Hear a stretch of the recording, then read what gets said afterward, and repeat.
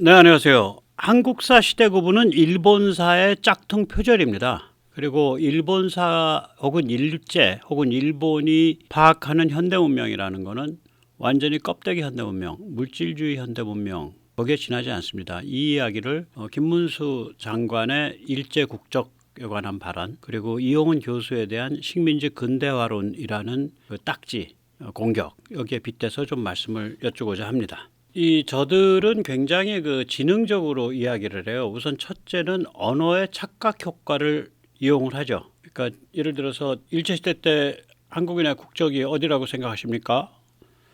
그러면은 우리가 국적이라 그러면 보통 사람들은 우리는 지금 시대에 살고 있기 때문에 국적 그러면 국가에 대한 자부심, 자긍심으로 생각을 한다고요. 예를 들어서 한국 여권 파워 뭐 이런 얘기 많이 하잖아요. 세계에서 한국 여권 파워가 두 번째인가 되죠. 또 국적 그러면 애국심을 연상한다고요. 그러니까 일제시대 때 국적 당연히 일본이죠 혹은 일제죠 이렇게 말을 하면 그러면 그 당시 한국인들이 일제에 대한 자부심, 자긍심, 애국심을 가졌다는 소리야? 이렇게 머릿속에서 이제 그 시냅시스가 연결되는 거예요. 뇌세포가. 그 다음에 이제 근대화도 똑같죠.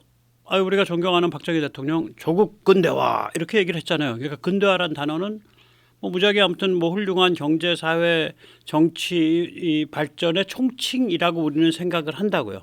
그런데 이제 상대방은 그걸 물고 들어가서 야, 이용훈 말이야, 당신 일제시대 때 뭐 철도 놓이고 항만 놓이고 도로 놓이고 뭐 이런 그 제도 갖춰지고 이래서 이게 근대화됐다고 주장하는 거 아니야? 당신은 식민지 근대화론이야? 이렇게 이제 찍고 들어오는 거죠. 그러니까 우리가 지금 시대를 살아가는 우리의 언어의 컨셉을 가지고 일반적인 대중의 그걸 가지고 상대방을 함정에 빠뜨리는 그런 종류의 수사를 사용해요, 쟤들이.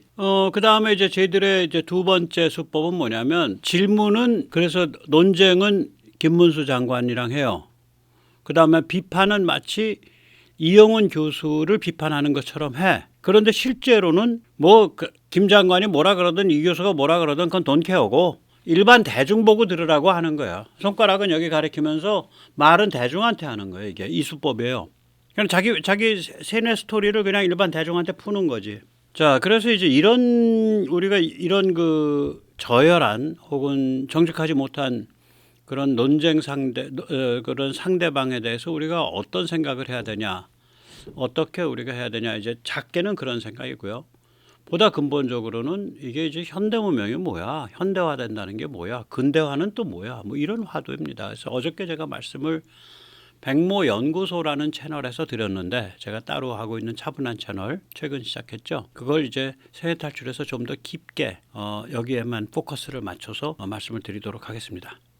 이거는 의원이 그런 질문을 하면 거꾸로 엎어쳐야 된다고 저는 생각을 해요. 그러니까 뭐냐면 우리가 일상적으로 쓰는 국적이라는 단어에 대해서 가지고 있는 느낌과 일제시대 때 국적이 일본이었다라는 일제였다라는 것은 같은 국적이란 두 글자지만 사실은 다른 함의를 갖고 있거든요. 그래서 의원님 국적을 좀 정의를 해 주시죠. 이렇게 말을 해야 돼요. 의원님이 정의하는 국적이 뭔지에 따라서 제가 우리의 국적이 어딘지 말씀드리겠습니다. 뭐 말하자면 이렇게 되는 거죠. 제가 이제 예를 들어드리면 지금 시대의 국적이라 하면 자유공화국의 시민권 혹은 여권 혹은 주민등록 내지 호적 혹은 선거권 혹은 피선거권 혹은 병역과 납세 의무 등 여러 의미가 함축되어 있습니다.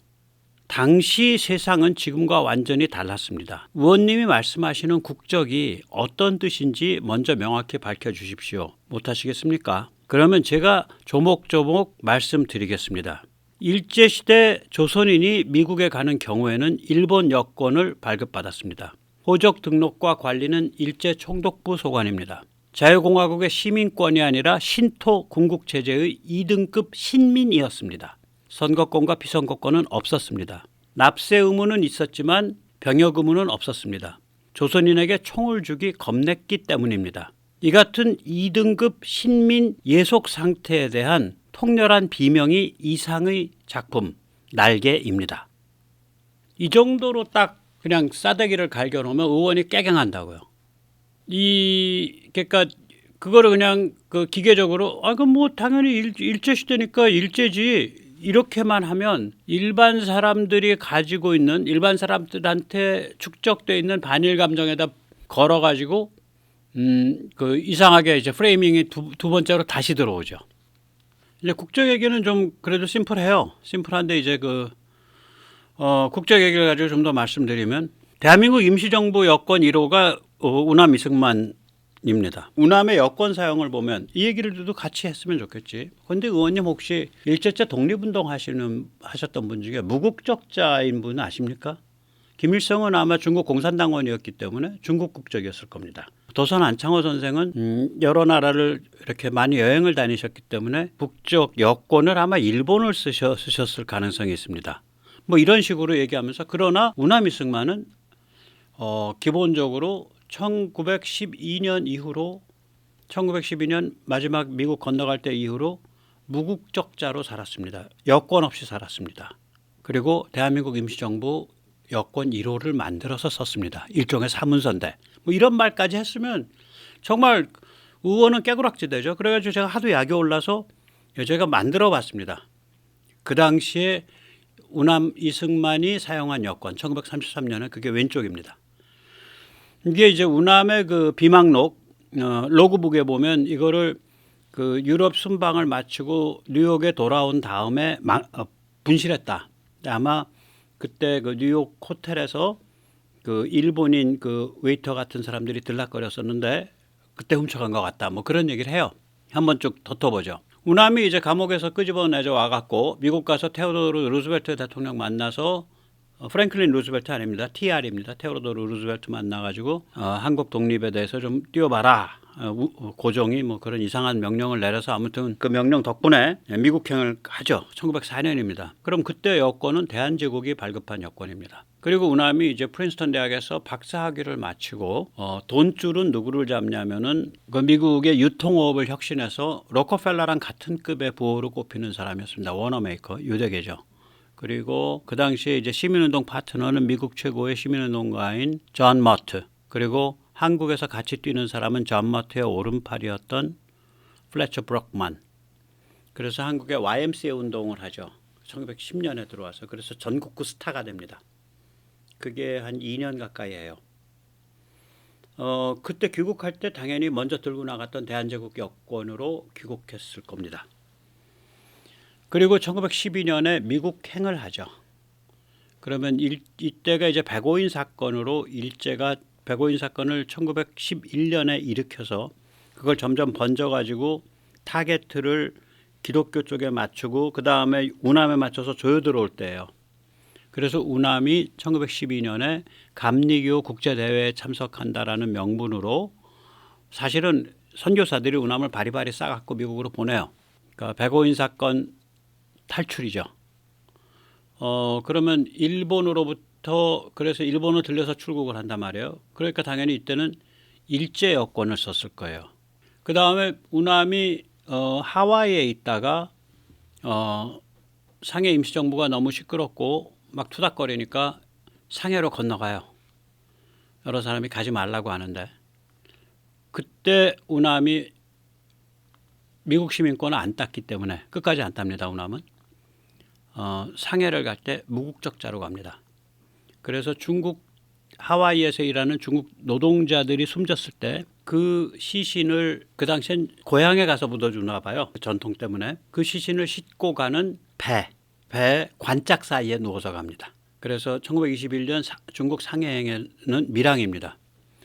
그러면 중국에 밀입국을 했다가 빠져나올 때도 그러면 밀항을 해서 빠져나오게 될 거 아니에요. 필리핀으로 밀항을 합니다. 1921년에. 그러고 나서 필리핀에서 하와이 미국으로 들어와야겠죠. 그거는 이제 말하자면 그 당시에 이제 그 메가더 장군의 아버지가 필리핀 총독이었습니다. 그래서 그때 메가더 장군이 아닐 때죠. 젊은이일 때죠. 그래서 그러니까 메가더한테는 작은 아버지 같은 인물이에요. 우남이. 예, 그러니까 자기 아버지의 친지야. 메가더 장군 입장에선. 그래서 그때 메가더 총독의 도움으로 아마 필리핀에서 하와이로 오는 직항 여객선을 타고 왔을 겁니다. 그 다음에 우남이 1933년 유럽의 그 국제연맹회의, 제네바 국제연맹회의에 갑니다.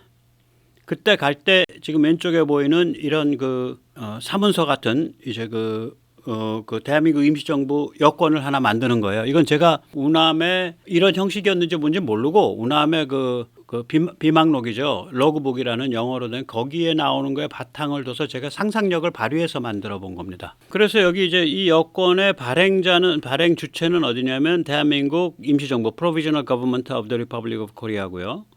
뭐 넘버는 제 마음대로 적어봤습니다. 1933-0001. 이름은 싱만리. 출생 연월일은 1875년 3월 26일. 이게 저기 천안함 깔아앉은 날이에요. 그러니까 천안함이 운함을 겨냥했다고 전 봐요. 천안함 폭침이 3월 26일. 그 다음에 출생지는 황해도 The Empire of Korea. 그러니까 대한제국 황해도. 그렇게 되겠죠. 그 다음에 이제 레지던스는 하와이, 캘리포니아. 그 당시에 하와이는 주가 아닙니다. 예. 캘리포니아에 예속돼 있었습니다. 그래놓고 여기 중요한 게 뭐냐면 여기까지만 끝나면 대한민국 임시정부 입장에서는 공문서지만 국제사회에서는 사문서예요. 여권으로서 효력이 없죠. 그러니까 뒤에 미 국무장관의 보증 메모가 붙어요. 그게 아래에 있는 겁니다. 제가 문장을 만들어 봤어요. The State Department of the United States. 그러니까 미 국무부는 hereby guarantees the integrity and authenticity of this passport. 이 미 국무부는 이 여권의 데이터의 정확성과 그리고 이 여권의 진본성, 그러니까 integrity and authenticity를 보장하는 바이다라는 글을 쓰고 그래놓고 뭐 이제 날짜는 한번 잡아봤어요. 이게 3월달에 우남이 이제 2월 말 3월 초에 아주 맹활약을 여기서 펼쳐가지고 일본으로 하여금 쪽팔려가지고 국제연맹을 탈퇴하도록 만드는 거거든요. 이 오른쪽에 국제연맹 탈퇴하는 그때 사진입니다. 이게 3월 16일, 2월 16일인가 3월 16일 날 일어난 일이에요. 예. 그러니까 1월 달로 잡았어요. 그래서 1933년 1월 3일 보증일을. 그래놓고 Secretary of State, 그러니까 국무장관 헨리 스팀슨. 그 당시 국무장관이 헨리 스팀슨이더라고요. 뒤져보니까. 그리고 이 서명은 제가 서명 위조한 거고요. 뭐 이런 식으로 여권을 만든 거예요. 그래서 우남의 그 비망록에 보면 이 여권이 하도 특이해서 유럽에 도착한 다음에 이민국을 통과할 때마다 출입국 관리국을 통과할 때마다 예를 들어서 뭐 그걸 프랑스에서 통과했다 그러면 프랑스 그 출입국 관리국 직원들이 선생 잠깐 기다려 해놓고 사진사 오라 그래서 다 저기 출입국 관리 직원들이 우남이 여권 들고 서 있게 하고 다 같이 웃으면서 사진 찍고 그랬다 그래요. 가서 뒤지면 어디 그 사진 나올지도 몰라. 이 여권은 지금 이미지도 안 남아 있어요. 그냥 제가 상상 속에서 만들어 본 거예요. 우남은 이렇게 무국적자, 여권 없는 사람으로 살았다고요. 그래서 그때 이제 김문수 장관이 만약에 답변을 하면서 이런 것까지 이렇게 예를 들어서 생생하게 답변을 했었다라면 참 좋았을 걸 이런 생각이 듭니다. 그리고 이제 우남이 이 얄타 회담이 45년 2월이잖아요. 그 얄타 회담에서 소련한테 미국이 그 한반도를 넘겨주려고 했다라고 해서 우남이 굉장히 크게 반발을 해요. 그래서 미 국무부에 꽉 찍혀. 저 위험한 인간이다. 그래서 미 국무부가 우남의 출국을 못하게 가로막죠. 여권이 없으니까 못 가는 거야. 대한민국은 해방이 됐는데 그 2달을 가로막습니다. 그래서 뭐 그 다음에 이제 결국은 미 국무부와 국방부 사이에 이야기가 왔다 갔다 하고 국방부는 우남을 좀 많이 옹호하는 편이었을 거예요. 국무부 안에서도 또 우남 옹호가 있었을 거고. 그리고 말하자면 휴전선 남쪽 돌아가는 꼬라지 보니까 이거 뭐 남로당 날뛰고 난리가 아니니까 야 저기 우남 보내야겠다 이렇게 판단이 됐을 거예요. 그래서 미 군용기로 저기 우리 해방된 지 2달이 지나서야 여권 없이 귀국합니다. 제가 아는 범위에서 독립운동을 해외에서 하신 분들 중에 무국적자로 여권 없이 하신 분 그리고 특히 대한민국 임시정부 일종의 국제사회에서는 사문서를 만들어서 이렇게 미국의 보증까지 받은 미 국무부에 그런 분은 우남이 유일합니다. 참 대단한 양반이죠. 예, 대단한 양반입니다. 여기서 잠시 세뇌탈출 자유구독료 부탁 말씀 올리고 또 말씀 이어가도록 하겠습니다. 아시다시피 세뇌탈출은 광고가 잘 붙지 않습니다. 붙더라도 천천히 붙는 경향이 있습니다. 도와주시면 보다 좋은 컨텐츠로 찾아뵙는데 커다란 힘이 되겠습니다. 감사합니다. 예를 들어서 당신 말이야. 그러면 근대화가 일제 때 일어났다는 소리야. 이제 쟤들은 이제 이호건 교수 같은 분 또 이제 백모 같은 사람 혹은 쟤들이 말한 뉴라이트. 저는 뉴라이트가 뭔지도 모르겠는데 뉴라이트. 제가 아는 뉴라이트는 김진홍 목사가 유일하고 제가 뉴라이트 막 떠들 때 그때 새누리 게시판에 가서 뭔 놈의 뉴라이트냐 나 잘 모르겠다 이거 규정도 잘 안 된다.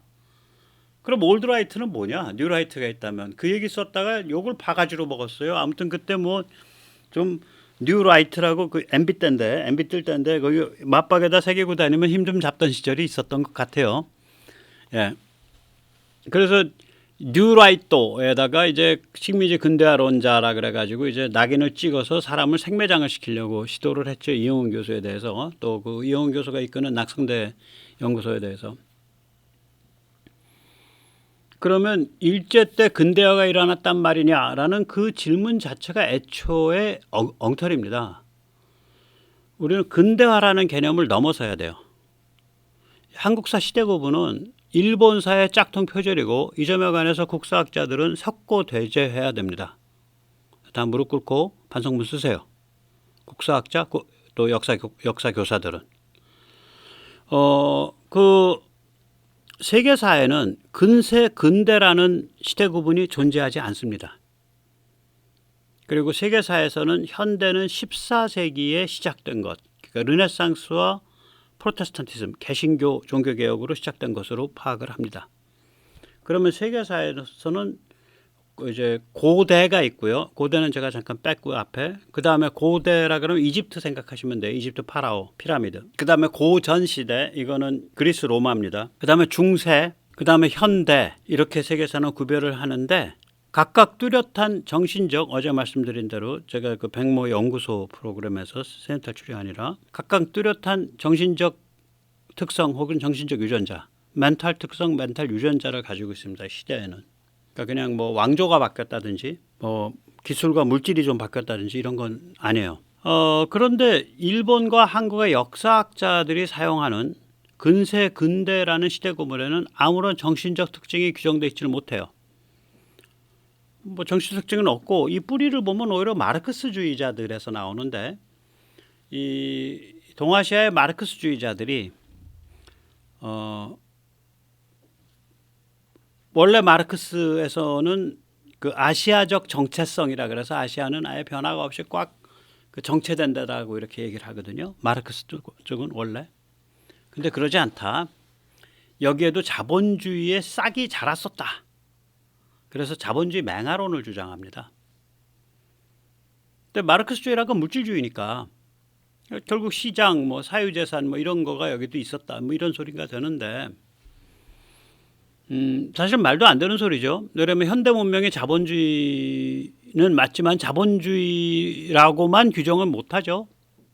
자본주의 맹아가 있든 없든 간에 현대 문명은 전혀 다른 정신적 게임이거든요. 더욱이 자본주의 맹아론에서 주장하는 그런 시장이라든지 사유재산 그거 5,000년 전에 수메르 도시국가 네트워크 어마무시했어요. 시장과 그거 사유재산이. 거기 자본주의 맹아 있네. 5,000년 전에. 5,000년 뭐 3,000년 전에 그리스의 해외 무역, 3,000년 전에 로마, 2,000년 전에 2,500년 전에 로마와 카르타고의 해외 무역. 어마무시한 자본주의 맹아네. 말도 안 되는 소리예요, 이거. 자본주의 맹아론. 결국 구태여 따지면 자본주의 맹아론 나오는데 차마 그 얘기 못 하고 아무튼 그 비슷하게 빗대 갖고 뭐 여기도 뭐 서양의 현대 그 진입 시기에 비슷한 어떤 그런 흐름이 있었어. 그래 가지고 이걸 근세 혹은 근대라고 불러요. 일본이. 그리고 한국사학자들이 이걸 그대로 따와가지고 근세 근대를 그냥 쓰는 거예요. 표절해서. 따오려면 차라리 일본이 이렇게 했는데 이거 참 맞는 시대 구분이다. 그래서 우리도 이걸 적용한다. 이렇게 당당히 밝히면 표절이 아니죠.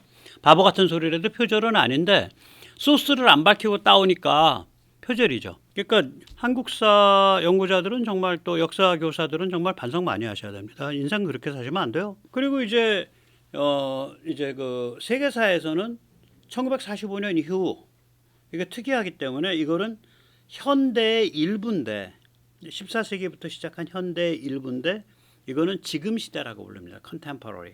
좀 말씀을 드리겠습니다. 그러니까 제가 말씀드린 세계사라는 건 이제 유럽과 미국이 주도해서 구분한 세계사. 그러니까 지중해와 유럽과 북미를 중심으로 그 관점을 중심으로 본 세계사를 뜻해요. 여기 보시면 아시겠지만 일본사에서는 어떻게 보냐. 근세. 우리랑 똑같아요. 근세. 한자어까지. 에도 시대를 가르칩니다. 그러니까 도쿠가와 마쿠, 도쿠가와 막부가 확립을 해서 메이지 유신 전까지. 그래서 이게 1603년에서 1868년이죠. 근대는 메이지 유신에서 1945년, 현대는 1945년 이후. 한국사는 어떠냐? 그대로 표절 짝퉁이에요. 짝퉁 표절이에요. 조선시대 그래놓고 강화도 조약까지. 그게 근세. 근대는 강화도 조약에서 1945년까지. 현대는 1945년 이후. 그냥 표절이에요. 똑같아요. 이렇게. 그 표절을 그러니까 일본이 시대 구분을 참 잘했다. 이게 동아시아에 맞다. 그래서 일본 거를 원용해서 한국에 적용하면 이렇다라고 근거를 밝혔으면 표절이 아닌데 그런 근거 밝힌 한국사 논문이 하나도 없어요. 그러니까 표절이지. 아주 뻔뻔한 표절이죠. 다 도둑놈들이죠. 지적 도둑놈들.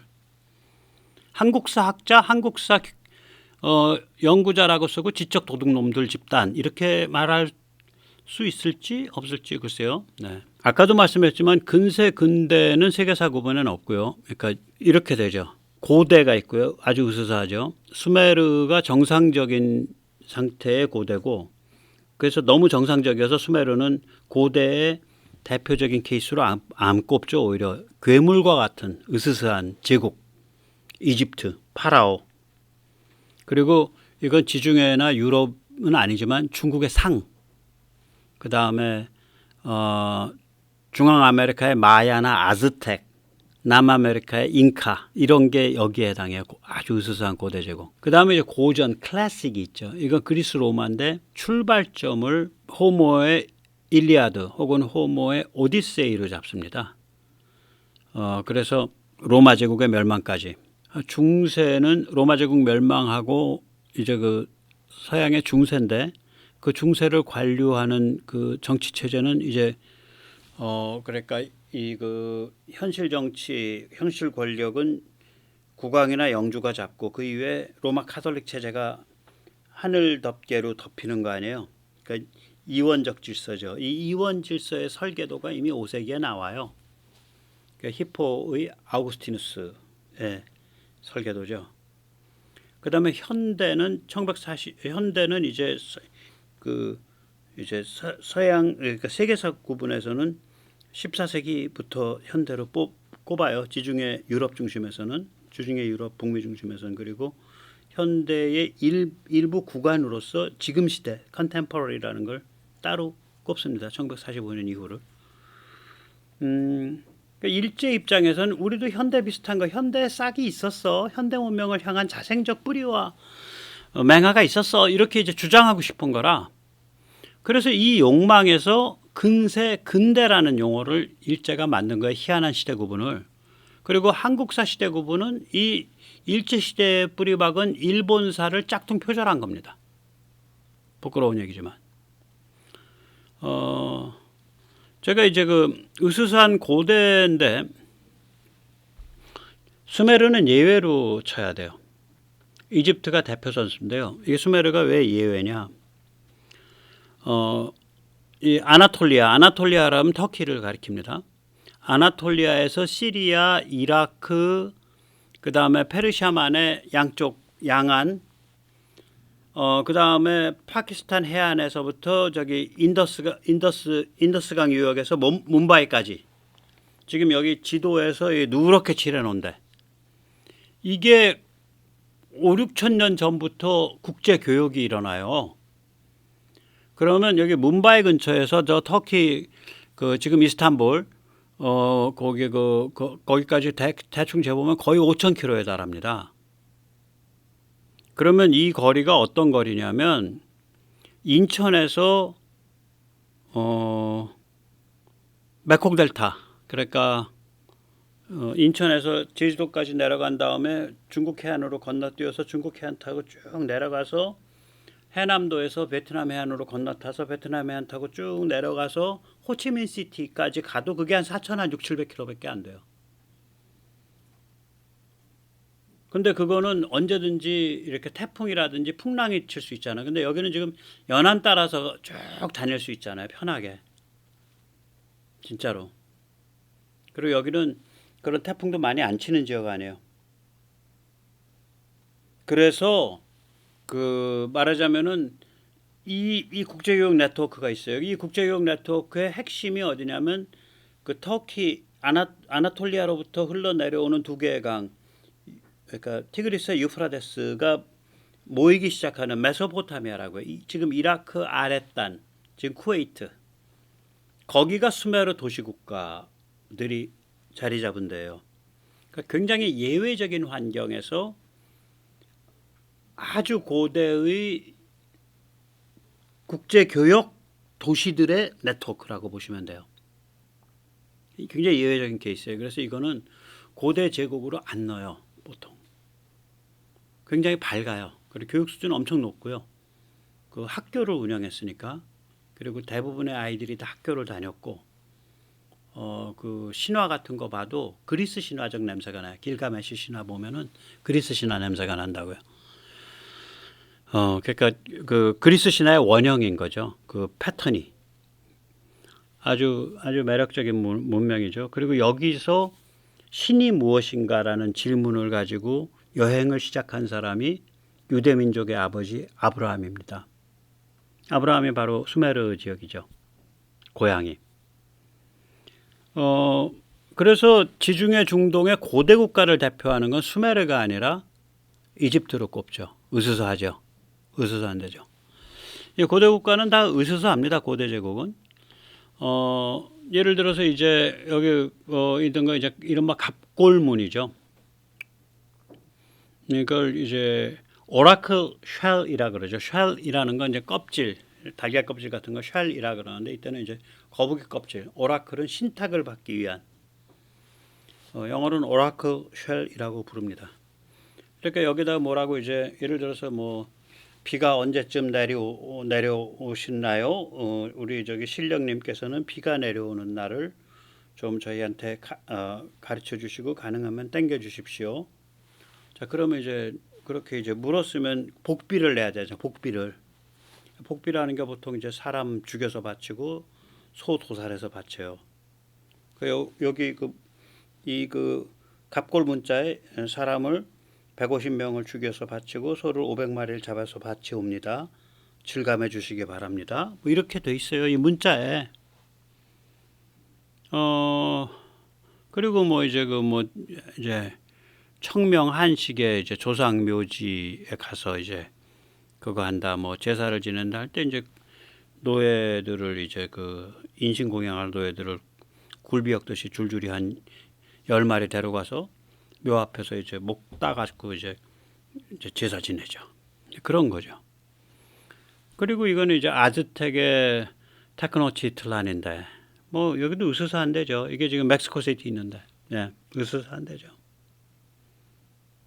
저 가운데 있는 저 피라미드에서 사람 몸통과 머리가 뭐 수십만 개 떨어졌을 거 아니에요? 한 번씩 하면 몇백 명씩 잡았으니까. 예.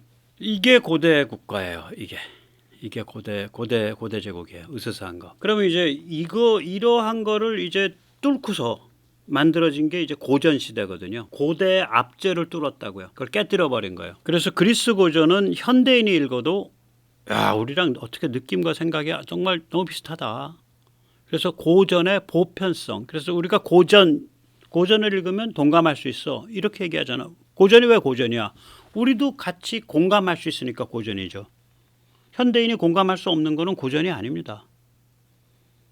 그래서 호모의 일리아드나 호모의 오디세이를 읽으면 그 사랑, 질투, 의리, 충성, 배신, 투쟁, 용기, 비겁, 이게 그냥 그 쫙 펼쳐질 때 내가 저 상황에 있어도 나도 저렇게 했을 것 같아. 뭐 이런 느낌이라든지 맞아, 저 상황에 있으면 저럴 거야. 이런 느낌이 드는 거예요. 유대인들은 아예 들이받아버렸죠. 파라오 체제를. 모세 때. 그래서 이걸 이 모세 오경이라 그러죠. 그러니까 창세기, 출애굽기, 레위기, 민수기, 신명기. 그러니까 모세의 출애굽, 그러니까 에집트 탈출 및 모세 오경에 정립된 시기가 보통 한 3,200년 전, 3,000년 전쯤으로 봅니다. 이 시기가 또 똑같아요. 호모 일리아드, 호모 오디세이가 나온 시기예요. 그러니까 이러한 사상적 패턴이 그냥 들이받은 거죠. 그리고 그거에 앞서 가지고 알파벳이 만들어진 거예요. 그러니까 그 이집트의 이거 상형 문자가 아니라 알파벳이 만들어진 거예요.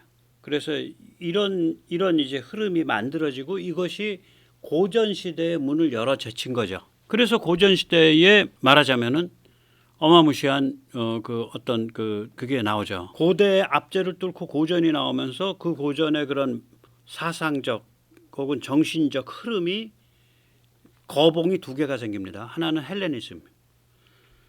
이게 결국 뭐냐면 이성적 철학적 사유가 인류 보편인가라는 화두죠. 이게 헬레니즘입니다. 그 알렉산더 정복 전쟁이 다른 정복 전쟁과 다른 게 헬레니즘적 세계관과 헬레니즘적 그 사고 방식을 천지 사방에 전파하기 위한 일종의 이데올로기 전쟁이에요. 알렉산더 정복 전쟁을 보면. 그래서 그 자기가 정복한 그 주요 지역에 알렉산드리아라는 도시를 만들잖아요. 그래서 거기에 지식을 다 모으죠. 도서관을 만들고. 그게 이제 에집트의 알렉산드리아가 만들어졌고 극동에도 만들어집니다. 그게 지금 우즈베키스탄쯤에 만들어져요. 그걸 극동 알렉산드리아라 그래요. 그 알렉산더의 부인이 아프가니스탄 여자쯤 되잖아요. 지금 지역으로 따지면 오목조목하고 눈 그 에메랄드 눈빛으로 아주 그 녹색 도는 그 파란빛으로 아름답고 그렇죠. 특히 이제 그 연세 드시기 전까지 연세가 드시고 나면 너무 좀 쪼그랑쪼그랑하지만 그쪽 분들이 좀 그렇지. 그래서 그 알렉산더의 그 정복군들이 거기에 정착을 하죠, 일부가. 그래서 그 지역을 보통 한 2300년 전에서부터 기원 후 400년, 한 1600년 전까지 다스립니다. 한 700년을.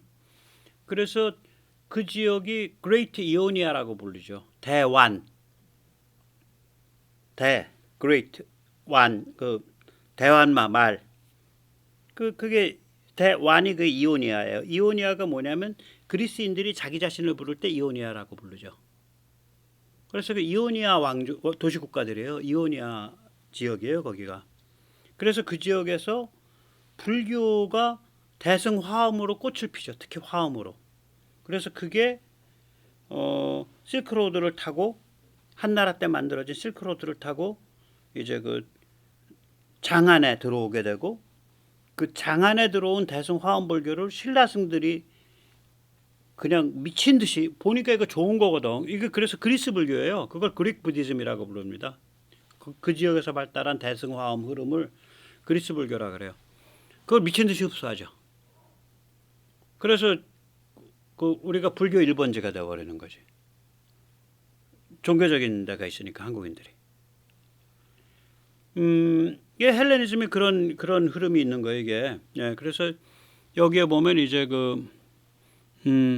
플라톤의 그 대화, 그 왼쪽에 있는 거, 그 다음에 플라톤의 국가론, 그게 중간, 아리스토텔레스의 오르가논, 논리학, 그게 오른쪽에 있는 거. 예, 그런 것들이 이제 다 꽃을 피는 거예요. 지금 다 많이들 읽잖아, 지금도.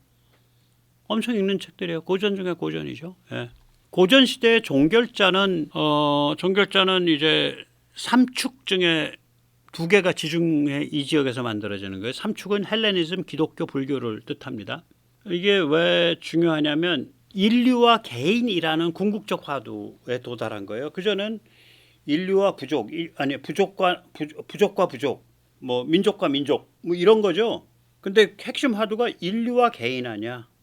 알렉산더도 뭐 특별히 그리스 사람 중심이 아니에요. 그 사고방식이나 이런 거 보면 헬레니즘이 특별히 그리스 우월주의가 아니라고. 예. 그리스만 막 우대한다 뭐 이런 게 아니에요. 그리스 우대주의가 아니라고요. 타민족 착취주의가 아니라고. 헬레니즘이 인류와 개인이라는 어떤 궁극적 화두가 탄생을 해요. 이게 그게 다 헬레니즘 기독교 불교가 다 그런 건데 2500년 전에서 2000년 전 사이에 다 일어난 일이죠. 이게 이제 고전 시대의 빛나는 성과이며 고전 시대의 종결판이죠. 그래서 우리가 이 흐름을 보면 시대는 정신에 의해서 사상에 의해서 구분된다. 고대와 고전을 구분한 건 정신이었다. 플라톤이고 아리스토텔레스고 모세오경이고 호모고 기독교고 헬레니즘이고 불교다. 그건 으스스한 고대 제국 테크노치트란 같은 데서는 나올 수가 없다. 이집트 파라오에서는 나올 수가 없다. 이런 거죠. 함의를 그럼 보면 일본사와 한국사의 시대 구분에 있어서 등장하는 근세 근대에는 정신적 유전자 그 마킹이 하나도 없어요. 그럼 일본사의 시대 구분은 사기란 소리지. 정신적 마킹이 없이 시대를 구분했으니까. 그걸 또 갖다가 표절한 한국사는 얼마나 쪽팔리냐 이거요. 제 주장이. 쪽팔리죠.